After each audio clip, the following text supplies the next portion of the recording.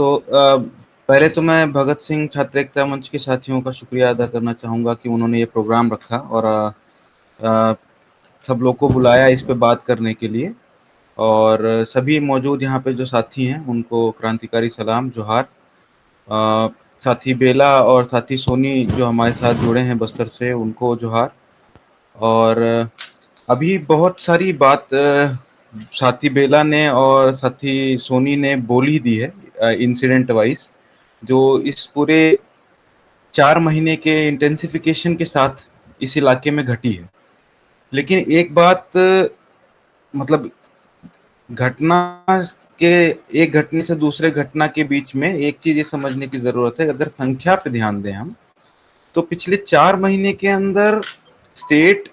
के वॉर जो है, स्टेट का जो वॉर है, वॉर ऑन पीपल, उसमें लगभग 110 लोगों की जान जा चुकी है पिछले 4 महीने के अंदर, जिसमें से 104 लोगों को स्टेट क्लेम करता है कि वो माओइस्ट है। और उसमें अलग-अलग इंसिडेंट्स का हमको रिपोर्ट मिलता है कि चाहे जैसे साथी ने बताया कि छोटे बेटिया का जो इनकाउंटर था उसमें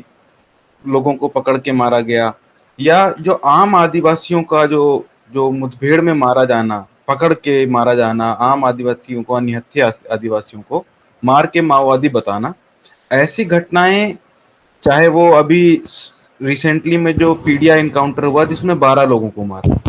इसमें 12 लोगों को मारने में गांव के लोग बोल रहे हैं कि ये क्लियरली एक इनकाउंटर, फेक इनकाउंटर है। और मैं उससे आगे और कुछ ऐड करने का मुझे लगता नहीं है कि वहां पे ऐसा जरूरत है। जो और साथी लोग बोल चुके हैं वो सफिशिएंट है। बस एक चीज पॉइंट आउट करने की है कि जो रिकवरी ऑफ वेपन्स दिखाई है स्टेट ने, वो सारे के सारी वेपन्स जो हैं वो मस्केट राइफल्स हैं। Musket rifles muzzle loading rifles होते थे बेसिकली। लेट 19th century, early 20th century के स्टार्ट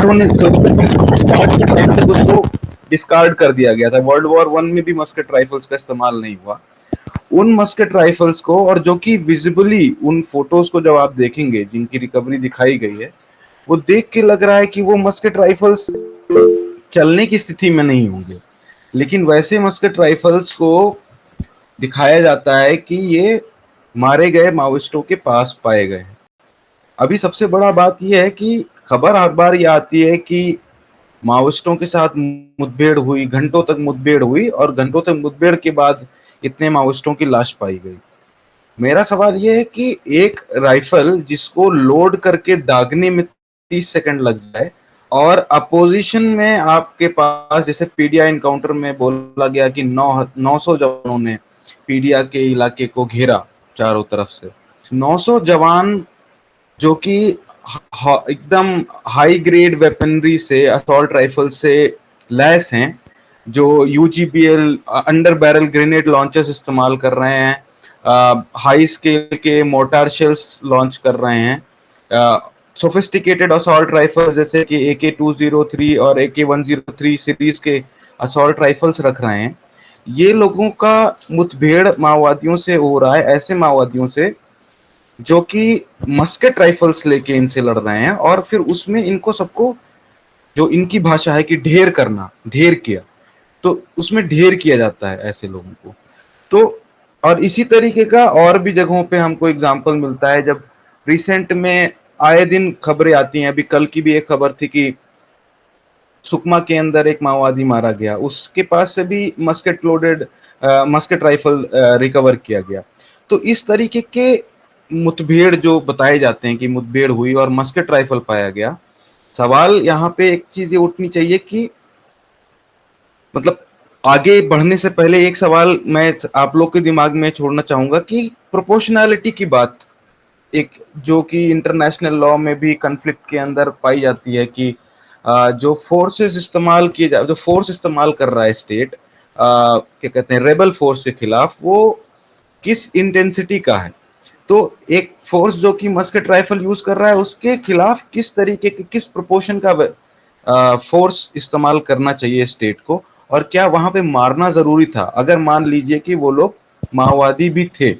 जो पीडिया में लोग मारे गए। तो पहली बात तो गांव के लोग बोल रहे हैं, और वहाँ पे लोगों ने, जर्नलिस्टों ने भी इंटरव्यूज किए हैं, वो क्लियर है कि वो माओवादी नहीं थे। वो वहाँ पे तेंदुपत्ता कलेक्ट करने के लिए गए थे, जो कि आदिवासी इस सीजन में करते हैं। दूसरा एक इंटरेस्टिंग एस्पेक्ट और है इस सभी मामलों में कि जैसे कि छोटे बेटिया का इनकाउंटर है जिसमें 29 लोगों को मारा गया। उसमें इतने 29 माओवादी को मार गिराने का स्टेट ने दावा किया। उसके बाद आप आ जाइए, उससे पहले कोरचोली का इनकाउंटर का केस है जिसमें 13 माओवादियों को मार गिराने का दावा हुआ। उसके बाद आप आ जाइए ताड़ में, टेका मेटा में 10 लोगों को मार के गिराने का दावा हुआ। अलग अलग तरीके के इस तरीके के पिछले 4 महीने के अंदर 5 बड़ी मुठभेड़ हुई हैं, जिसमें 5, 29, 10, 12, 13 करके माओवादियों को मारने का दावा किया स्टेट ने। कहीं पे तो सीधी सीधी दिख रहा है कि सिर्फ मस्केट राइफल्स रिकवर हो रहे हैं, जो कि खुद में बहुत सवालिया निशान खड़ा कर रहे हैं कि ये किस तरीके का इनकाउंटर था जिसमें मस्केट राइफल्स इतनी बड़ी संख्या में इस्तेमाल हो रहा है। और स्टेट क्लेम कर रहा है कि घंटों तक चली मुठभेड़ और इतने लोगों को मारना पड़ा उसको। दूसरी बात ये कि इतने संख्या में 104, जैसा स्टेट क्लेम कर रहा है, 104 माओवादियों को अलग अलग घटनाओं में मारा गया, जिसमें से कई घटनाओं में, जैसे कि छोटे बेटिया के एनकाउंटर में या कोरचोली के एनकाउंटर में या चिपुरबट्टी के एनकाउंटर में, जिसमें 6 लोगों को मारा गया, उसमें सोफिस्टिकेटेड वेपन्स रिकवरी के दिखाए गए हैं। जैसे एलएमजी की रिकवरी दिखाई गई है, लाइट मशीन गन, या AK-47 की रिकवरी दिखाई गई है, या इंसास राइफल की रिकवरी दिखाई गई है, SLR की रिकवरी दिखाई गई है। ये सब high high calibre automatic weapons हैं। तो फिर सवाल ये उठता है कि इतनी बड़ी संख्या में अगर माओवादी मारे जा रहे हैं और इतने सोफिस्टिकेटेड वेपन्स मल्टीपल इनकाउंटर्स में पाए जा रहे हैं, एक्सेप्ट एक दो इनकाउंटर्स के, तो ऐसा कैसे होता है कि स्टेट फोर्सेस ने कोई कैजुअलिटी सफर नहीं की? मतलब ये सवाल ये नहीं है कि हम ये सवाल उठा रहे हैं कि स्टेट फोर्सेस की कैजुअलिटी होना ही चाहिए था या नहीं होना चाहिए था। सवाल ये है कि इतना बड़ा मुठभेड़ होता है जिसमें 12-12 घंटे तक मुठभेड़ चलती है, जिसमें इतनी बड़ी-बड़ी संख्या में माओवादी मारे जाते हैं, उनके पास इतने सोफिस्टिकेटेड वेपन्स पाए जाते हैं, वो बैरल ग्रेनेड लॉन्चर्स दागते हैं, लेकिन फिर भी एक भी सिक्योरिटी फोर्सेस की जान जाने की तो बात अलग है, क्रिटिकल इंजरी भी नहीं देखने को मिली है उन डायरेक्ट इनकाउंटर से रिलेटेड डायरेक्ट केसेस में। तो ये अपने आप में एक बहुत बड़ा सवालिया निशान खड़ा करते हैं इन इनकाउंटर्स की, मतलब क्रेडिबिलिटी पे, कि ये इनकाउंटर्स सच में इनकाउंटर्स थे, या जैसे साथी बेला बोल रहे थे या साथी सोनी बोल रहे थे कि लोगों को उनको घेर के पकड़ के मार दिया गया। क्या ये भी एक पॉसिबिलिटी है जो कि पहले भी देखी गई है इस इलाके में, और जो कि इस तरीके के जो सर्कमस्टेंसेस हैं इन इनकाउंटर्स में, वो इस सवाल को खड़े करते हैं, अपने आप में ये सवाल खड़े होते हैं उस चीज को देखते हुए। और दूसरी बात ये है कि जो चिपुर भट्टी का इनकाउंटर का जो बात कर रहे हैं हम, जो अप्रैल के महीने में हुआ है, चिपुर भट्टी के इनकाउंटर में 6 लोगों को मारने का दावा किया स्टेट ने, बीजापुर के इलाके में चिपुर भट्टी में। उसमें जब इनकाउंटर की फोटोज सर्कुलेट हो रही थी सोशल मीडिया पे ये बोलते हुए, जिसमें पुलिस का जो एक लिस्ट निकलती है उसमें नाम थे कि नक्सल कैडर, सुक्का नक्सल कैडर, हुंगी, इस तरीके के अलग अलग नाम थे, और उसमें कुछ को area commander, area committee member declare किया, जो उनका माओइस्टों का कमिटीज होता है। तो इसमें एक फोटो, जब ये फोटो न्यूज सर्कुलेट हो रही थी, साइमल्टेनियसली उसी समय एक और फोटो सर्कुलेट हो रही थी, और इंसिडेंटली मैं उस टाइम पे बस्तर के अंदर ही गया हुआ था विजिट पे, ग्राउंड विजिट पे। तो मुझे, जैसे बाकी लोगों को मिल रही थी, मुझे भी एक फोटो मिली जिसमें एक आदिवासी, जो कि सादा कपड़ा पहन रखा है, उसने वर्दी भी नहीं पहन रखी है, और वो उसका हाथ पीछे बांधा गया हुआ है, और वो सिक्योरिटी फोर्सेस के प्रेजेंस में जमीन पे बैठा हुआ है। और वो फोटो उसी दिन की फोटो है, और जो पुलिस ने फोटो सर्कुलेट की थी, उस फोटो में वही इंसान सेम ड्रेस में मारे गए माओवादियों की लिस्ट में शामिल है, जिसको नक्सल कैडर सुक्का के नाम से डिक्लेयर किया गया। तो एक तो आदिवासियों की तरफ से ये एलिगेशन आया है कि उसमें से सुक्का के अलावा, जिसको सुक्का बोला है, उसके अलावा एक इंसान आदिवासी था, ग्रामीण था, वो माओवादियों से किसी भी तरीके से, चाहे वो उनके आर्म्ड स्क्वाड में या उनके मास ऑर्गेनाइजेशन में नहीं जुड़ा हुआ था, वो आम आदिवासी था, ग्रामीण था। उसके अलावा सवाल ये भी उठता है कि क्या किसी, ये जो फोटो सर्कुलेट हो रही है, क्या किसी माओवादी को पकड़ के मार देना, क्या ये लॉ के अंदर, क्या ये एक देश जो अपने आप को डेमोक्रेटिक बोलता है, क्या एक देश जो ये बोलता है कि वो रूल ऑफ लॉ पे चलता है, क्या वो देश इस तरीके के प्रैक्टिसेस में इंगेज कर सकता है? ये एक बहुत इंपॉर्टेंट सवाल है जिसको पूछा जाना चाहिए, और इसको पूछा भी गया एक्चुअल में। बहुत सारे जर्नलिस्ट ने ये सवाल पूछा था जब ये खबर सामने आई थी, तो बस्तर आईजी सुंदरराज से ये सवाल पूछा गया, तो उन्होंने ये बोला कि इस पे जांच होगी, और उस जांच में वो जांच कुछ हुई, उस जांच का क्या निकला आज तक इसके बारे में किसी को पता नहीं। तो इस तरीके से इस इलाके में जो कुछ भी होता है उसको बहुत इजीली पास ऑफ कर दिया जाता है। ये एक प्रैक्टिस रही है इस इलाके में। और जो बात साथी बेला बोल रहे थे उसी पे ऐड करते हुए कि इस इलाके में जिस तरीके से लोगों को इसमें ये बात भी आ रही है कि सवाल ये उठ रहा है कि आदिवासी जब सिक्योरिटी फोर्सेस गांव में पहुंचते हैं तो आदिवासी भागते क्यों? तो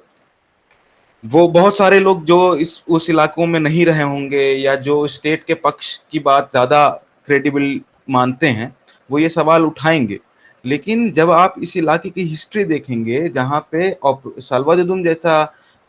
मुहिम चलाया गया जिसमें विजिलेंटे मिलिशिया को खुलेआम छूट दी गई कि वो बस्तर के गांवों में आगजनी करे, बलात्कार करे, हत्याएं करे, सुप्रीम कोर्ट ने एक्सेप्ट किया कि 644 गांव जला दिए गए। इस दौरान क्या हो रहा था कि जो आदिवासी गांव छोड़ के सलाउद्दीन के बनाए हुए कैंप्स में नहीं आ रहे थे, उनको माओवादी बोला जा रहा था। तो ये प्रैक्टिस, और जो नहीं आते थे उनको माओवादी सिंपैथाइजर बोला जाता था और फिर उनके गांव जलाए जाते थे। तो ऐसी प्रैक्टिस जिस इलाके में रही है, उस इलाके में सिक्योरिटी फोर्सेस को देख के आदिवासियों का उस गांव भागना जंगल में अपने आप को बचाने के लिए, ये एक बहुत नेचुरल रिस्पॉन्स है जो कि किसी भी इंसान का होगा जो उस इलाके में रहेगा। तो इसका मतलब ये नहीं है कि कोई अगर भाग रहा है आपसे तो आप उसके ऊपर गोली चला देंगे। आपने किसी को जंगल में भागते हुए देख लिया तो आप सीधा उसको गोली चला के मार देंगे। तो ये तो अलग अलग टाइम पे अलग अलग ऑपरेशंस अलग अलग नाम लिए हैं। जैसे ग्रीन हंट आया 2009 में, अभी वो 2017 में उसको आके ऑपरेशन समाधान प्रहार बना दिया, जिसमें साथी जो बात कर रहे थे कि कैंप्स जो बनाए जा रहे हैं, ऑपरेशन समाधान प्रहार के अंदर प्रोवाइड किया गया कि माओइस्ट इन्फेक्टेड इलाकों में, अफेक्टेड इलाकों में हम 400 पैरामिलिट्री कैंप्स बनाएंगे, जिसमें जो सारे मिनरल रिच रीजन्स हैं और आदिवासी पेजेंट्स इनहेबिट करते हैं इन रीजन्स को, और उसमें से अभी लगभग 200 कैंप बना दिए गए हैं, जिसमें से 90 से ज्यादा कैंप तो बस्तर के अंदर। तो बस्तर इस समय दुनिया के सबसे मिलिटराइज जोन्स में से एक में से आप काउंट कर सकते हैं, जहां पे आप civilian to security personnel ratio somewhere around 20:1 या 14:1 अलग अलग एस्टिमेट्स लोग निकाल के लेके आ रहे हैं, ये माना जा रहा है। तो इन इलाकों में ये हो क्यों रहा है ये समझना जरूरी है। ये बस्तर का जो पर्टिकुलर इलाका है, इसमें क्या कहते हैं, लोहा, प्रिडोमिनेंटली लोहा पाया जाता है। उसके अलावा गोल्ड और भी बहुत तरीके के मिनरल्स पाए जाते हैं, रेयर अर्थ मेटल्स भी पाए जाते हैं, जिसको माइन करने के लिए फॉरेन जो कॉरपोरेशंस हैं, जो इंपीरियलिस्ट कॉरपोरेशंस हैं, वो और उसके साथ साथ जो डोमेस्टिक कॉरपोरेशंस हैं, जो उनके साथ गठजोड़ करके उनका जिनका इन्वेस्टमेंट, जिनके अंदर फॉरेन कॉरपोरेशंस का इन्वेस्टमेंट है, ऐसे कॉरपोरेशंस इन इलाकों में माइनिंग करना चाहते हैं। और इन इलाकों में लगातार अलग अलग टाइम पे एमओयू साइन होते रहे, लेकिन लोगों के रेजिस्टेंस के चलते इस इलाके में माइनिंग कॉरपोरेशन इन रोड्स अब तक सही से नहीं बना पाए थे। ये बात समझना, अगर हम इस बात को समझते हैं तो हमको ये समझना पड़ेगा कि इस इलाके में जो रेजिस्टेंस हो रहा है, वो उसके मल्टीपल फॉर्म्स हो सकते हैं। बस्तर के अंदर या और भी अलग-अलग आदिवासी इलाकों के अंदर में जो आदिवासी रेजिस्ट कर रहे हैं, हिस्टोरिकली भी उन्होंने ब्रिटिश कॉलोनियल रूल के खिलाफ गुंडाधुर ने स्ट्रगल किया था, या भूमकाल रिबेलियन जो हुआ था, या उसके अलावा संथाल रिवॉल्ट हुआ है। इस तरीके के हिस्टोरिकल एग्जाम्पल्स हैं जो कि जो कि आदिवासियों ने अपना जल जंगल जमीन को बचाने के लिए मिलिटेंट रेजिस्टेंस आगे रखा है। ये एक फॉर्म ऑफ रेजिस्टेंस है जो कि यहाँ का लिए कोई नया फॉर्म नहीं है। और जो स्टेट रिप्रेशन हुआ है इस इलाके में इतने लंबे समय से, उसमें लोगों ने अलग-अलग फॉर्म ऑफ रेजिस्टेंस अपनाया है। आप अगर बस्तर को देखेंगे 2004-5 के आसपास में, तो जब साल्वाजुदुम का इंटेंसिफाइड रिप्रेशन हो रहा है इन इलाकों में, तो बड़ी संख्या में लोग माओवादियों की तरफ गए और बड़ी संख्या में लोगों ने माओवादी पार्टी को ज्वाइन करके हथियारबंद संघर्ष का रास्ता अपना लिया। क्योंकि जो आम लोग हैं, जो एक डेमोक्रेटिक मीन्स ऑफ स्ट्रगल या अपना जो जो उनका जल जंगल जमीन है या उनका वे ऑफ लाइफ है उसको प्रोटेक्ट करने के लिए जो वो डिसेंट प्रेजेंट करते हैं, उसको हमेशा मिलिटरीली दबाया गया इंडियन स्टेट द्वारा। जो उसका एक बहुत प्राइम एग्जांपल सलोजुदुम है। और उसका रिएक्शन में इस तरीके से लोग मतलब आर्म स्ट्रगल के फॉर्म में भी जाते हैं। तो इस इलाके में मिलिटेंट नॉन वायलेंट स्ट्रगल और वायलेंट स्ट्रगल दोनों ही लोगों के रेजिस्टेंस का फॉर्म है। मतलब यहाँ पे ये तो स्टेट का बॉडीज भी बोला है। इससे पहले 2009 में सेंट्रल गवर्नमेंट ने एक कमीशन बनाया था जिसने ये एनालिसिस करने के लिए भेजा था कि माओइस्ट मूवमेंट का रूट कहाँ है, उसको समझना चाहिए और कैसे इसको हमको इसको रिजॉल्व कैसे कर सकते हैं। तो उसमें जो टीम विजिट की थी, जिसमें जहां तक मुझे जानकारी है साथी बेला भी उस टीम का हिस्सा थे, अगर मैं गलत हूं तो वो मुझे करेक्ट करें। तो उसमें ये बात निकल के आई थी उस रिपोर्ट में कि माओइस्ट मूवमेंट जो है उसका एक सोशियो इकोनॉमिक और पॉलिटिकल बेस है इस सोसाइटी के अंदर। और जो सोशल इनजस्टिसेस हैं या जो इकोनॉमिक एक्सप्लॉयटेशन है समाज के अंदर, उससे उसको रेजिस्ट करने के लिए उस एक फॉर्म ऑफ स्ट्रगल लोगों ने अपनाया है। क्योंकि और फॉर्म ऑफ स्ट्रगल्स वहां पे एग्जॉस्ट कर दिए गए।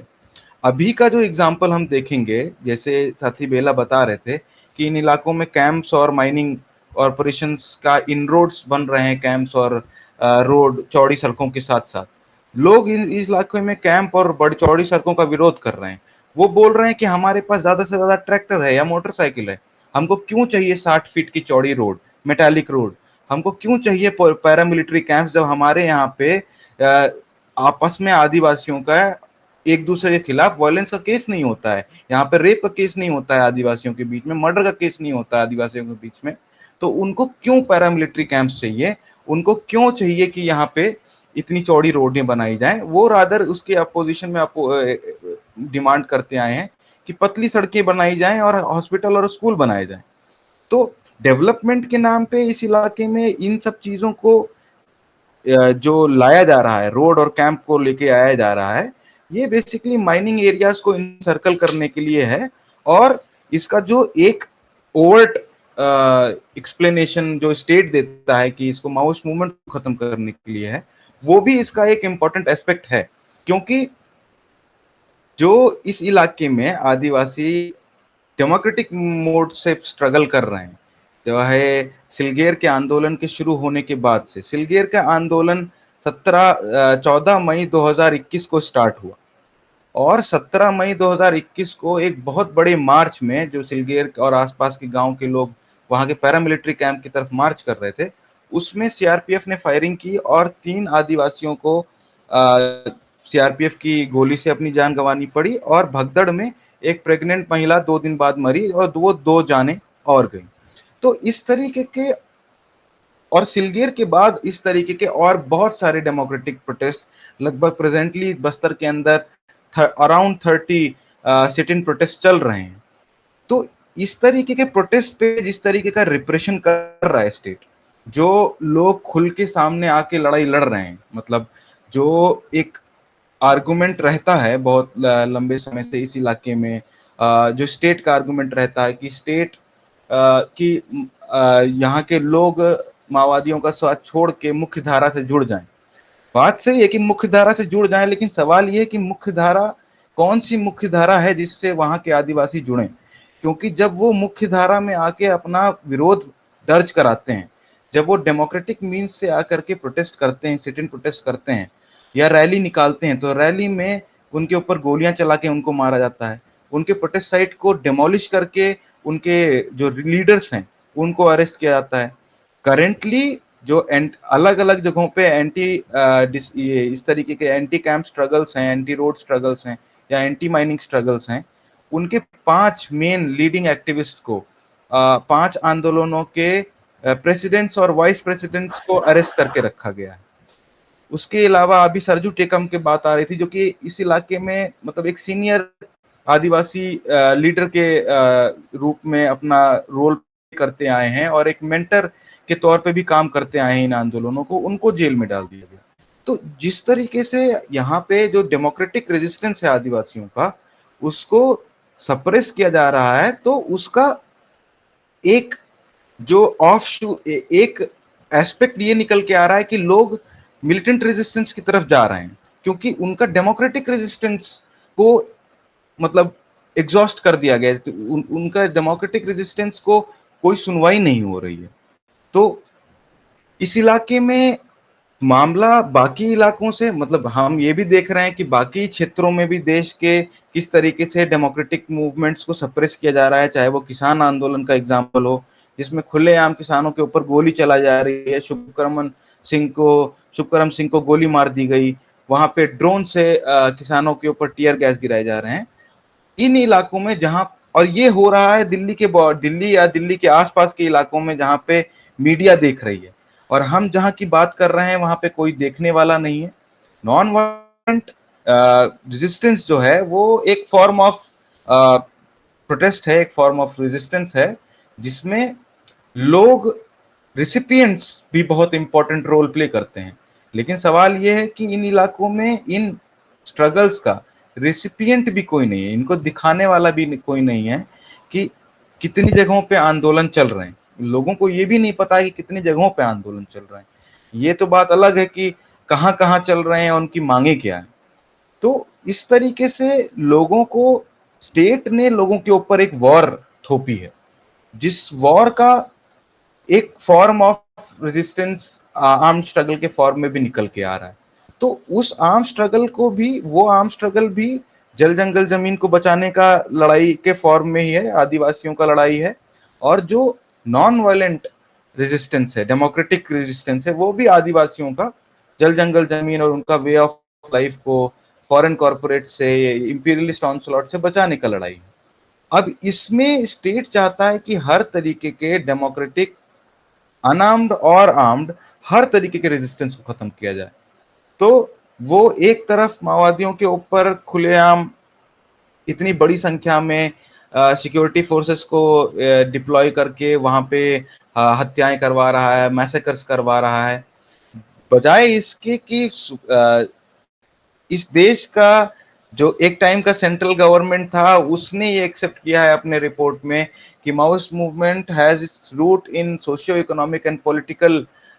सेटअप ऑफ दिस कंट्री, और इसका आंसर मिलिट्री मीन्स से नहीं हो सकता। इसका आंसर यहाँ आदिवासियों के जो मुद्दे हैं, जो उनके सवाल हैं, जो उनके मांगे हैं, उनको एड्रेस करके ही इस मूवमेंट का कुछ रेजोल्यूशन निकल सकता है। लेकिन अभी के दौर पे हम देख रहे हैं, क्योंकि स्टेट को लोगों के रेजिस्टेंस और लोगों के सवालों से कोई मतलब नहीं है, उनको इनके लोगों के जो मांग है उससे कोई मतलब नहीं है, ना तो उनको एड्रेस करने में कोई इंटरेस्ट है। तो उनका सारा अप्रोच इस समय यह है कि हर तरीके के रेजिस्टेंस को पूरी तरीके से क्रश कर किया जाए,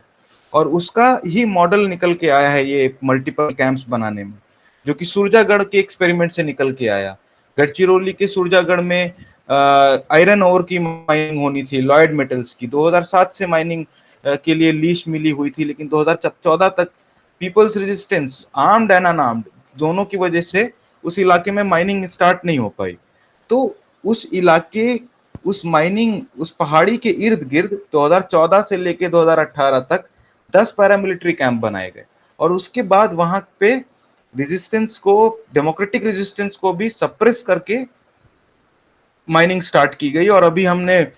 कुछ महीने पहले दिसंबर के टाइम पे, नवंबर में सॉरी, हमने एक प्रोग्राम कराया था दिल्ली के अंदर, जिसमें सुरजागढ़ के एंटी माइनिंग एक्टिविस्ट भी आए थे। जिस दिन वो लोग यहाँ पे आए हैं, उसी दिन उनके मूवमेंट के और बाकी 8 एक्टिविस्टों को सुरजागढ़ के पास में तोड़गट्टा प्रोटेस्ट साइट था, वहां से पैरामिलिट्री ने हेलीकॉप्टर से अरेस्ट किया। हेलीकॉप्टर से एक्टिविस्ट को अरेस्ट करके लेके आया जाया है, और ये माओइस्ट नहीं है, ये आर्म्ड स्क्वाड के मेंबर्स नहीं हैं, ये माओइस्ट लीडर्स नहीं हैं, ये आम आदिवासी हैं जो कि पीसफुल मीन्स से वहां पे इवन संविधान का प्रियम्बल रिसाइड करते हुए डेली प्रोटेस्ट कर रहे हैं। उनको हेलीकॉप्टर से इवैक्यूएट कर करके गढ़चिरौली लेके जाया जाता है, अरेस्ट किया जाता है, और उनके साथ ब्रूटल मारपीट होती है। तो इस तरीके का स्टेट हर तरीके के रेजिस्टेंस को खत्म करने के लिए ये पैरामिलिट्री कैंप्स लेके आ रही है, और बड़ी संख्या में मिलिटराइजेशन करके इस इलाके से हर फॉर्म ऑफ रेजिस्टेंस को सप्रेस करना चाहती है। और उसके लिए वो जो भी एंटी माइनिंग स्ट्रगल्स हैं, जो भी एंटी कैंप स्ट्रगल्स हैं, जो डेमोक्रेटिक रेजिस्टेंस हैं, उनके ऊपर लगातार हमले कर रही है। पिछले 4-5 महीनों के अंदर 3 से 4 एंटी कैंप मूवमेंट्स के प्रोटेस्ट साइट को डिमोलिश किया जा चुका है। नारायणपुर के जिले के अंदर ओरछा ब्लॉक में मोरोहनार एक जन आंदोलन का स्थल है, वहां पे आंदोलन चल रहा था। जब मैं मार्च के अंदर गया था, मैंने भी विजिट किया था उस इलाके में, और उस वहां से वापस आने के एक हफ्ते वहां पे जब मैं था, तो वहां के लोगों ने मुझे बोला कि साथी, हमको ये उम्मीद है कि हफ्ते भर के अंदर हमारे आंदोलन स्थल को ध्वस्त करके हमको यहाँ से ढकेल दिया जाएगा। और अभी वापस आने के हफ्ते भर भी नहीं हुए थे कि हमको ये खबर मिलती है कि वहां के आंदोलन स्थल को तोड़ के वहां के 2 एक्टिविस्टों को, जिसमें से एक महिला भी है, उनको रात के 3 बजे उनके घर से गिरफ्तार किया गया, और उनको लेकर गए, और एक महिला एक्टिविस्ट को रात भर वहां पे डिटेंशन में रखने के बाद दूसरे दिन शाम में छोड़ दिया गया, और जो दूसरे पुरुष साथी थे उनको फर्जी मुकदमे में अंदर डाल दिया गया। तो इस तरीके का रिप्रेशन हो रहा है इस इलाके में, और सारा एम इस इलाके का जो मिनरल रिसोर्सेस है उसको लूट करके फॉरेन कॉर्पोरेट्स को, और यहाँ का जो डोमेस्टिक कॉर्पोरेट्स है जो कि फॉरेन कॉर्पोरेट्स के साथ हॉबनॉब में है, गठजोड़ में है, उसको सर्व भी करता है, उसको बेचने के लिए, उसको कौड़ियों के भाव में लुटाने के लिए इस तरीके के रिप्रेशन किए जा रहे हैं। अभी जो इलेक्टोरल बॉन्ड का मामला सामने आया था, सबने ये देखा कि इलेक्टोरल बॉन्ड में 5 इतना हजार करोड़, उतना हजार करोड़ बीजेपी को मिला, लेकिन कोई ये शायद हमको ये भी ध्यान देना चाहिए कि उस इलेक्टोरल बॉन्ड में बहुत सारी ऐसी कंपनियां थी जो कि इन इलाकों में माइनिंग करने जाती हैं, और वो डायरेक्टली ओवरटली इलेक्टोरल बॉन्ड्स के थ्रू फंड करती हैं। कोवर्टली जो फंडिंग होती है उसका तो हम रिकॉर्ड भी कहीं से निकाल नहीं पाएंगे, और शायद कोई अगर एक्टिविस्ट या विसल ब्लोअर निकाल के लेके आएगा, जैसे तमाम एक्टिविस्ट और आरटीआई एक्टिविस्ट निकाल के लेके आते हैं, तो उनको मार दिया जाएगा या जेलों में डाल दिया जाएगा। मतलब जिस तरीके से झारखंड के अंदर पत्रकार रुपेश कुमार सिंह इस इलाके वहां के आदिवासियों के मुद्दे पे काम कर रहे थे, उनके ऊपर 2-2 यूएपीए मुकदमा लगा के उनको माओवादी सिंपैथाइजर बोल के जेल में डाल दिया गया। तो इस तरीके की जो जो रिप्रेशन है, उस रिप्रेशन के अटैक में आदिवासी उसको उसको फेस कर रहे हैं, उससे लड़ रहे हैं, और उनके लड़ने का तरीका दोनों तरीके से है, एक अनार्म्ड भी है, आर्म्ड भी है। और आदिवासियों को हमेशा इस तरीके से बोला जाता है कि माओइस्ट जो हैं, माओइस्ट मारे गए या आदिवासी मारे गए। सवाल ये हमको ये भी सोचना चाहिए कि ये जो माओइस्ट मारे जा रहे हैं, ये भी कहीं चाइना से आ रहे माओइस्ट तो नहीं है। ये जो लोग हैं, ये इसी इलाके के आदिवासी हैं जिन्होंने इस फॉर्म ऑफ रेजिस्टेंस को अपनाया, क्योंकि इंडियन स्टेट ने उनको फेल किया है। इंडियन स्टेट ने उनके डेमोक्रेटिक रेजिस्टेंस को फेल किया है, उनके डेमोक्रेटिक रेजिस्टेंस को स्पेस नहीं दिया है, ब्रूटली क्रश किया है और उनके ऊपर एक वॉर थोपी है। तो उनका जब हम ये रिकॉग्नाइज करेंगे तो हम ये रिकॉग्नाइज करेंगे कि ये जो एक लड़ाई है ये देश की एक जनता का ही, देश की राजसत्ता के खिलाफ लड़ाई है। ये एक इंटरनल कॉन्फ्लिक्ट है, एक सिविल वॉर है, जो कि इंडियन स्टेट एक्सेप्ट करने को रेडी नहीं है। क्योंकि अगर इंडियन स्टेट एक सिविल वॉर के तौर पे इसको एक्सेप्ट करता है, ये इसको बहुत तरीके से बहुत सारे ऑब्लिगेशंस होंगे, इंटरनेशनल ऑब्लिगेशंस होंगे। हमको सबको पता है कि उन इंटरनेशनल ऑब्लिगेशंस का कितना फॉलो अप होता है, लेकिन एक इंटरनेशनल स्टेज पे एक अकाउंटेबिलिटी सेट होती है उससे, जिससे बचने के लिए इंडियन स्टेट इसको सिविल वॉर या नॉन इंटरनेशनल आर्म कॉन्फ्लिक्ट के कैटेगरी में नहीं डालना चाहता है। बल्कि जिस तरीके के प्रैक्टिसेस ये कर रहा है वो सारे के सारे मिलिट्री, वो सारे के सारे एक सिविल वॉर की प्रैक्टिसेस की तरह है। जैसे कि इस इलाके में जो साथी बेला भी बोल रहे थे कि यहाँ पे सिविल फोर्स का इस्तेमाल ना के बराबर है। सिविल फोर्स बस फॉर्मेलिटी के रूप में अकम्पनी करती है। यहाँ पे मेजर ऑपरेशंस जो हो रहे हैं वो स्पेशल टास्क फोर्स या सीआरपीएफ पैरामिलिट्री कर रही है, सीआरपीएफ कर रही है, आईटीबीपी कर रही है, बीएसएफ कर रही है, जो कि हाईली ट्रेंड, मतलब जिनको military officers, Indian arm forces के ऑफिसर्स ट्रेनिंग देते हैं, जो कि उसी ग्रेड के वेपन से आर्म्ड हैं, जो कि आर्म्ड फोर्सेस जिस ग्रेड के वेपन से आर्म्ड हैं। तो वैसे फोर्सेस को यहाँ पे अब एम्प्लॉय किया जा रहा है, डिप्लॉय किया जा रहा है, वैसे टैक्टिक इस्तेमाल किए जा रहे हैं, ड्रोन से एरियल बॉम्बिंग की जा रही है, जो कि एक इंटरनल आर्म कॉन्फ्लिक्ट में बैंड है लेकिन फिर भी किया जा रहा है। तो इन सारी चीजों को इंडियन स्टेट निगेट करना चाहता है। इसलिए यहाँ पे इन कैंप्स के थ्रू जो मिलिटराइजेशन हो रहा है उसके साथ साथ एक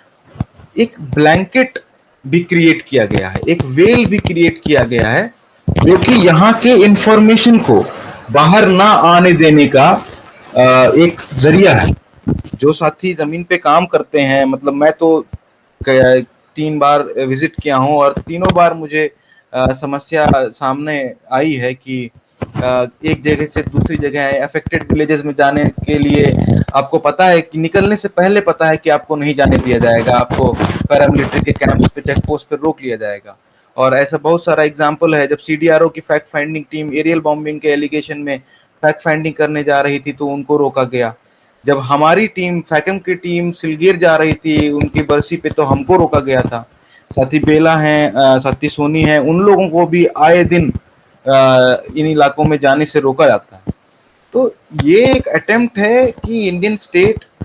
नहीं चाहता कि इस इलाके में जो कुछ भी चल रहा है उसको बाहर आए, और वो क्योंकि वो बाहर आएगा तो एक जवाबदेही तय होगी। जो डेवलपमेंट का नाम पे यहाँ पे एक जेनोसाइड किया जा रहा है वो पूरी तरीके से एक्सपोज होगा। क्योंकि डेवलपमेंट, ये भी एक इम्पोर्टेंट सवाल है कि डेवलपमेंट जो है, डेवलपमेंट के नाम पे जो सारी चीजें की जा रही हैं, डेवलपमेंट किसका? इन इलाकों में जो माइनिंग कॉरपोरेशंस जा रहे हैं वो कौन सा डेवलपमेंट लेके जा रहे हैं इस इलाके में? जो यहाँ के आदिवासी, यहाँ के जमीन को, यहाँ की प्रकृति, इस इन्वायरमेंट में, इस इलाके में रहते हुए, फॉरेस्ट प्रोड्यूस को इस्तेमाल करते हुए या एग्रीकल्चर करते हुए अपना जीवन यापन करते रहे हैं, अपना लाइफ चलाते रहे हैं, उस इलाके में माइनिंग कॉरपोरेशंस जा करके ओपन कास्ट माइनिंग कर रहे हैं, ब्लास्टिंग टेक्निक इस्तेमाल करके माइनिंग कर रहे हैं, जिससे आसपास के खेतों में, आसपास के पूरे इलाकों में पूरा रेड डस्ट पूरे इलाके में फैल जाता है। जो क्लीनिंग का प्रोसेस होता है माइनिंग का, उसमें पानी इस्तेमाल करके नदियों में डाला जाता है, जिससे पूरी की पूरी नदियां लाल हो जा रही हैं। पहाड़ों की माइनिंग होने की वजह से जो नेचुरल स्ट्रीम्स हैं वो सूखे जा रहे हैं, जिसका डायरेक्ट इम्पैक्ट ये हो रहा है कि जो आदिवासियों का अब तक का मोड ऑफ सस्टेनेंस था, जो इस इलाके के आदिवासी हैं वो किसान हैं, वो खेती करते हैं, प्रिडोमिनेटली खेती करते हैं और फॉरेस्ट प्रोड्यूस जैसे तेंदुपत्ता, महुआ, इन सब चीजों को जो एग्रीकल्चर रिलेटेड क्या कहते हैं प्रैक्टिसेस हैं, वो वो करते हुए वो अपना जिंदगी चलाते हैं। तो जब इन इलाकों में इस तरीके के रेपेशियस माइनिंग्स होते हैं, उनको एक तो जिनको डायरेक्टली उनकी जमीन से डिस्प्लेस किया जाता है, वो तो इफेक्ट हो ही रहे हैं, उनको उनका कौन सा विकास हो रहा है ये इंपॉर्टेंट सवाल है। दूसरा, जो लोग डायरेक्टली डिस्प्लेस नहीं भी हो रहे हैं, उनकी खेती खराब हो रही है, उनको पीने का पानी नहीं मिल रहा है। तो ये कैसा विकास है जिसमें जनता का विनाश हो रहा है, जिसमें सिर्फ अडानी, अंबानी, जिंदल और पॉस्को जैसे और तमाम बाहर की जो माइनिंग जो कॉरपोरेशंस हैं, इंपीरियलिस्ट कंपनीज हैं, उनका फायदा हो रहा है। लेकिन यहाँ की जो जनता है, जो इस इलाके में जो जमीन के नीचे जो जिनका जिनकी जमीन के नीचे ये सारे खनिज पाए जा रहे हैं, जो इस इलाके की जमीन का और उसके नीचे पाई जाने वाली खनिज का मालिक है, उसको किसी तरीके का फायदा नहीं हो रहा है। तो ये किसका विकास है, ये एक इंपॉर्टेंट सवाल है। और ये तो एक डायरेक्टली आदिवासियों से जुड़ा हुआ सवाल हो गया। एक सवाल इसमें ये भी है कि इसमें देश के बाकी इलाके के आम जो जो बेसिक मासेस हैं, जो किसान हैं, मजदूर हैं, या जो मध्यम वर्ग से आ रहे लोग हैं, उनका भी इसमें क्या फायदा है। फॉरेन कॉरपोरेशंस या डोमेस्टिक कॉरपोरेशंस जिसमें बड़ी संख्या में foreign fund finance capital invested है, वो आके आपकी जमीन पे, हमारे देश की जमीन पे हमारे लोगों को डिस्प्लेस करके माइनिंग करता है, कौड़ी के भाव में जमीनों को मिनरल्स को निकालता है, हमारे ही देश के लोगों का चीप लेबर एक्सप्लॉइट करते हुए, फिर वही रॉ मटेरियल्स को वो हमारे ही चीप लेबर को इस्तेमाल करके वो प्रोडक्ट्स बनाता है और हमारे ही मार्केट में वो 10 गुना 20 गुना दाम पे उतारता है। तो ये हमारा, अगर इसको हम प्योर पॉलिटिकल इकोनॉमिक टर्म में भी देखें, तो ये एक ड्रेनेज है हमारे देश की इकोनॉमी का। ये एक हमारा देश इंपीरियलिस्ट क्लच में है, जो कि हमारे कंट्री को ड्रेन कर रहा है। तो एक तो है कि इसका इस पूरे इंपीरियलिस्ट ऑनस्लॉट का जो मिलिटराइज्ड ब्रूटल रिप्रेशन है, उसको यहाँ का आदिवासी जनता डायरेक्टली फेस कर रहा है। उसके साथ वो यहाँ के जो जो माइनिंग और इस तरीके के चीजें हैं, डिस्प्लेसमेंट और डिस्पोजिशन है, उसको फेस कर रहा है। और उसके अलावा जो उनको जो एक्सप्लॉइट किया जा रहा है इस प्रोसेस में, जो खदानों में जो मजदूर जा रहे हैं, जिसमें बहुत बार ऐसा होता है कि बाहर से भी मजदूर बुलाए जाते हैं। तो हर तरीके से यहाँ का इनका एक्सप्लॉइटेशन हो रहा है। जो और उनका जो एग्जिस्टिंग मॉडल ऑफ डेवलपमेंट है, जहाँ पे आदिवासी खुद अपनी जमीनें जोत रहे हैं, बहुत सारे जगहों पे आप जो भी साथी इन इलाकों में काम करते हैं, जो मैंने ऑब्जर्व किया है कि गांव पे वो कलेक्टिव लेवल पे भी फार्मिंग करते हैं, कि गांव पे खेती में का जो प्रोड्यूस होता है वो भले ही इंडिविजुअली फैमिली वाइज बांटा जाता हो, लेकिन खेती करने का प्रोसेस या खेती को हार्वेस्ट करने का प्रोसेस में पूरा गांव इन्वॉल्व होके एक दूसरे की मदद करते हुए कम्युनल तरीके से एक कम्युनिटी के लेवल पे यहाँ पे प्रोड्यूस करता है और अपना जीवन यापन करता है, उसको डिस्ट्रॉय किया जा रहा है। जो आदिवासी इन इलाकों में अपना खुद का बनाया हुआ कलेक्टिव्स के थ्रू तालाब खोदते हैं, मछली पालन करते हैं, उसको खत्म किया जा रहा है। तो ये एक मॉडल ऑफ डेवलपमेंट का भी लड़ाई है, जिसमें एक तरफ है पीपल्स मॉडल ऑफ डेवलपमेंट जो बोलता है कि हम अपने जीवन का मालिक, अपने संपत्ति का, अपने रिसोर्सेस का मालिक हम खुद हैं, और हम उसमें उसको परिचालन करते हुए उसको डेवलप करेंगे और उसको एडवांस करेंगे। ठीक है, जो कि सुप्रीम कोर्ट भी रिकॉग्नाइज करता है। मतलब आयरनी ये है कि सुप्रीम कोर्ट एक बात बोलता है और इंडियन स्टेट उसको एक तरीके से इंप्लीमेंट करता है, और उसके बाद में सुप्रीम कोर्ट जजमेंट देके भूल जाता है कि वो इंप्लीमेंट हो रहा है या नहीं हो रहा। तो समता जजमेंट में सुप्रीम कोर्ट ये बोल रहा है कि जो आदिवासी हैं उनको सरफेस मेटल्स का राइट है। ठीक है, तो ऐसा क्यों नहीं हो पा रहा है कि यहाँ के आदिवासी, जो कि ऐसा नहीं है कि यहाँ इस इलाके के आदिवासी ट्रेडिशनली कभी इन मेटल्स को इस्तेमाल करके प्रोडक्ट प्रोड्यूस नहीं बनाए हैं। ठीक है, तो ऐसा क्यों हो रहा है कि यहाँ के आदिवासी खुद इस तरीके के प्रोसेसेस में नहीं जा पा रहे हैं, अपने अपने लेवल पे, अपने नेसेसिटी के हिसाब से, अपनी कम्युनिटी के, अपने समाज की जरूरतों के हिसाब से डेवलपमेंट करने के लिए वो अपने ही जमीन के मालिक, अपने रिसोर्सेज के मालिक क्यों नहीं बन पा रहे हैं? क्यों वहां पे कोई फॉरेन कॉरपोरेशन आ रहा है या उसके पूंजी के दम पे कोई डोमेस्टिक कॉरपोरेशन आ रहा है और वो इनको उनकी जमीन से विस्थापित करके उनके जंगल को, जमीन को नष्ट कर रहा है और डिस्ट्रॉय करके वहां के रिसोर्सेज को लेके जा रहा है। तो ये जो जो इंपीरियलिस्ट ऑनस्लॉट है, जो फॉरेन और डोमेस्टिक कॉरपोरेट्स का जो गठजोड़ है और उसका जो ऑनस्लॉट है, ये एक model of development versus other model of development की लड़ाई है, जिसमें जनता रेजिस्ट कर रही है इन इलाकों में, डेमोक्रेटिक मोड से रेजिस्ट कर रही है, और जब डेमोक्रेटिक मीन्स ऑफ स्ट्रगल उनके एग्जॉस्ट कर दिए जा रहे हैं, उनको थ्रैश कर दिया जा रहा है, तो उसी जनता में से एक सेक्शन नॉन जो आर्म्ड फॉर्म ऑफ स्ट्रगल भी अपना रहा है, जो कि उसी पॉलिटिकल क्वेश्चन से रिलेटेड है। और जब तक वो पॉलिटिकल क्वेश्चन रिजॉल्व नहीं होगा, ये समझने की बहुत जरूरत है कि हम ये बात कर रहे हैं कि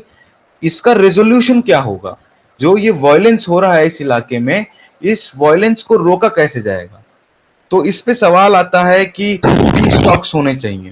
हम भी पीस टॉक का डिमांड करते हैं, forum against corporatisation and militarisation की तरफ से भी पीस टॉक की डिमांड की गई है। तमाम सिविल सोसाइटी पीस टॉक की डिमांड करता है, जनता भी कई बार पीस का डिमांड करती है। माओवादियों ने भी पीस का डिमांड किया और स्टेट भी बोल रहा है कि हम पीस टॉक्स करने के लिए तैयार हैं। अभी इंटरेस्टिंग बात इसमें यह है कि एक तरफ जो भाजपा की सरकार है छत्तीसगढ़ में, विष्णुदेव की सरकार, वो एक तरफ आदिवासियों के ऊपर नरसंहार चला रही है, एक तरफ वो 110 आदिवासियों को कत्लेआम करके मार रही है, और दूसरी तरफ इनको शर्म नहीं है कि हर इनकाउंटर के बाद जो विजय शर्मा है, जो इनका गृह मंत्री है, भाजपा का जो Brahmanical Hindutva fascist BJP government का जो मुख्यमंत्री है, हर मुठभेड़ के बाद जिसमें लोगों को मारे जाने की खबर आती है, वो खड़ा होकर के एक तरफ बोलता है कि हमने इतने माओवादियों को मार दिया, जिसमें कई बार हम देख ही रहे हैं कि आम आदिवासी भी इन्वॉल्व हैं, और वो छाती पीटता है, जवानों को प्रोत्साहन देता है, और दूसरी तरफ वो बोलता है कि हम पीस टॉक्स करने के लिए तैयार हैं। तो ये कैसा पीस टॉक है जो कि नरसंहार के बीच में होगा? ये पीस टॉक करने के लिए कंड्यूसिव एनवायरनमेंट बिल्ड करना होगा, जिसमें ये जो हॉस्टिलिटी है, ये जो वायलेंस है, इसको रोकना पड़ेगा। और जो पीस टॉक का मतलब ये नहीं है कि हम जो पॉलिटिकल क्वेश्चंस हैं आदिवासियों के, आदिवासी किसानों के इस इलाके में, या इनडायरेक्टली जो इस देश की जनता का जो सवाल है, ये भी समझने की जरूरत है कि इस इलाके का जो जो मैंने अभी बात किया उसको देखें, अगर उसको मान के चलें, तो ये जो बस्तर में जो हो रहा है, ये जो कॉर्पोरेट लूट का सवाल है, ये डायरेक्टली इंपैक्ट आदिवासियों को कर रहा है, लेकिन ये सिर्फ आदिवासी किसानों का सवाल नहीं है, ये पूरे देश की जनता का सवाल है, और इसको पूरी देश की जनता को उठाना चाहिए। और जो आदिवासी किसान इस इलाके में लड़ रहे हैं, उनके साथ कंधे से कंधा मिला करके खड़ा होना चाहिए इस संघर्ष में। तो जब इस तरीके का माहौल इन इलाकों में बना हुआ है और इस तरीके का नरसंहार इस इलाके में हो रहा है,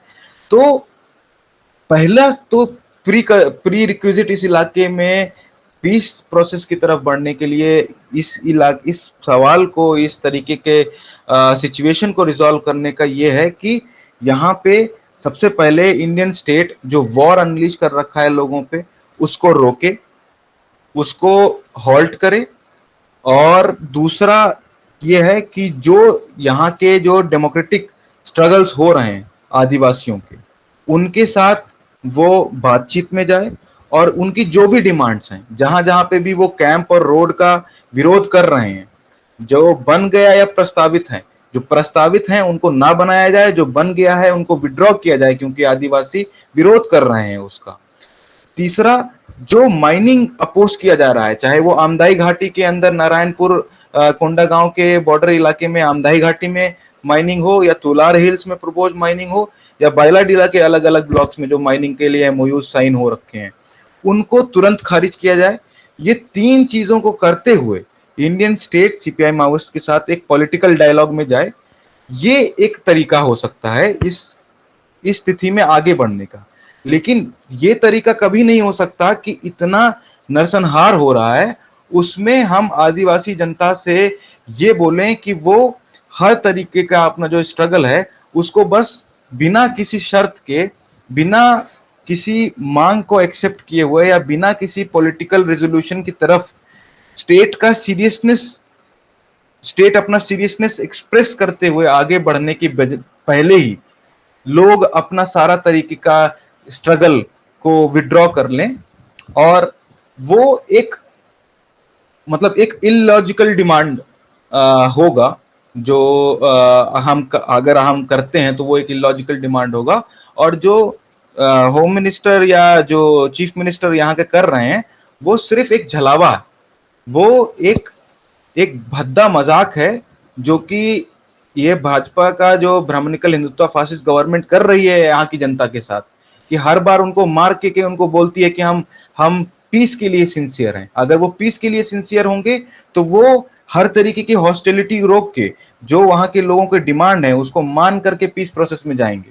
और तभी इस क्वेश्चन का रिजोल्यूशन हो सकता है। क्योंकि जो पहले की भी रिपोर्ट्स हैं और जो इस इलाके में जो लोग काम करते हैं वो ये समझ पाए हैं कि ये सिर्फ एक ऐसा स्ट्रगल नहीं है, या जो यहाँ पे जो आर्म स्ट्रगल भी हो रहा है, जो माओइस्ट आर्म स्ट्रगल लड़ रहे हैं, वो ऐसा नहीं है कि माओवादियों ने बस लोगों को वर्गला दिया है या जबरदस्ती उनके हाथों में बंदूक पकड़ा दी है और लोग लड़ रहे हैं। वो वहां पे उस तरफ लोग इसीलिए जा रहे हैं क्योंकि उनको कुछ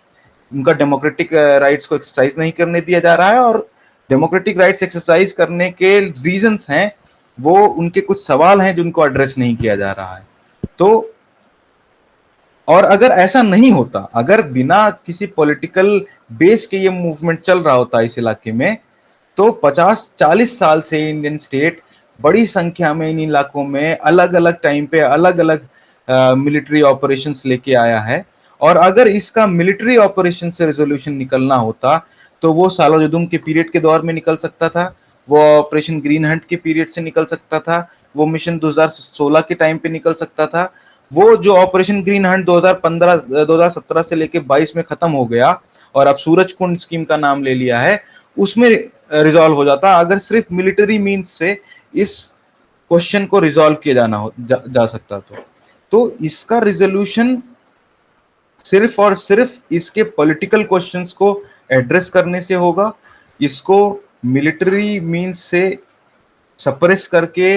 ये कभी भी खत्म नहीं होने वाला है, ये हमेशा रिवाइव होता रहेगा, जिस तरीके से हमने इसके 40-50 साल के इतिहास में देखा है, या रिसेंट में हमने जो 30 साल के इतिहास में देखा है। तमाम जर्नलिस्ट भी इस बात को लिखते हैं कि छोटी बेटिया का एनकाउंटर हुआ, 23 माओवादियों को मार दिया गया, उस इलाके से माओइस्ट रैंक एक तरीके से खत्म हो गया, लेकिन कितना टाइम लगेगा उन रैंक्स को फिर से भरने में। और वो एक लेजिटिमेट सवाल है क्योंकि वो स्ट्रगल वहां के लोगों के सवालों से जुड़ा हुआ स्ट्रगल है, और जब तक उस क्वेश्चन को एड्रेस नहीं किया जाएगा तब तक आप सिर्फ मिलिट्री मीन से उस क्वेश्चन को सप्रेस नहीं कर सकते। और इसीलिए मैं यही बोलूंगा कि यहाँ के जो स्ट्रगल चल रहा है आदिवासियों का, जो आम जनता का जो संघर्ष है आदिवासी किसानों का, उसके साथ पूरे देश के तमाम वर्ग जो हैं, छात्र हैं, बुद्धिजीवी हैं, किसान हैं, मजदूर हैं, ये सबकी लड़ाई है। क्योंकि ये साम्राज्यवाद का जो हमला है, साम्राज्यवाद का जो प्रहार है जनता के ऊपर, उसके खिलाफ एक संघर्ष है जो कि इस इलाके में हो रहा है। और उसके साथ खड़ा होना एक डेमोक्रेटिक राइट्स का और डेमोक्रेटिक कॉन्शियसनेस का सवाल है, डेमोक्रेटिक क्वेश्चन है एक, उसके साथ साथ एक पॉलिटिकल नेसेसिटी है आज के टाइम पे, जब हम देख रहे हैं कि इंपीरियलिस्ट ऑनस्लॉट को बढ़ाने के लिए फासिज्म इंटेंसिफाई हो रहा है। तो सबसे मैं सबका शुक्रिया अदा करना चाहूंगा जो भी साथी यहाँ पे जुड़े थे और मेरी बात सुन रहे थे। मैं भगत सिंह छात्र एकता मंच के साथियों का भी शुक्रिया अदा करूंगा कि उन्होंने ये प्रोग्राम कराया। और मैं जाते समय बस यही अपील करूंगा कि सभी लोग जो यहाँ पे जुड़े हैं, जिस भी तरीके से इस आंदोलन जो आदिवासी किसान यहाँ पे संघर्ष कर रहे हैं और जो उनके ऊपर फांसीवादी सैन्य दमन हो रहा है, उसके बारे में पूरे देश और दुनिया भर में इसके खिलाफ मुहिम बनाने में मदद करें। Forum against corporatisation and militarisation इस पे काम कर रहा है। हम हमारे साथ भी जुड़ के काम कर सकते हैं, वो भी करें। उसके अलावा इस इलाके में जो हो रहा है उसके बारे में समझें और लोगों को बताएं। अलग-अलग जो तबके के लोग हैं, अलग-अलग साथी हैं, वो इसके बारे में बात करें और पीस टॉक्स पे इंडियन स्टेट इस वॉर को जो जेनोसाइडल वॉर है उसको रोके और आदिवासियों की डिमांड को एक्सेप्ट करते हुए कैंप्स और रोड्स और माइनिंग को विड्रॉ करे और एक पॉलिटिकल डिस्कोर्स में जाए और ऑपरेशन समाधान प्रहार और सूरज कुंड स्कीम जो कि इस इलाके में जो जेनोसाइडल सिचुएशन क्रिएट हो गई है उसका सोर्स है, उसको रद्द करे। इस डिमांड के साथ मैं अपनी बात खत्म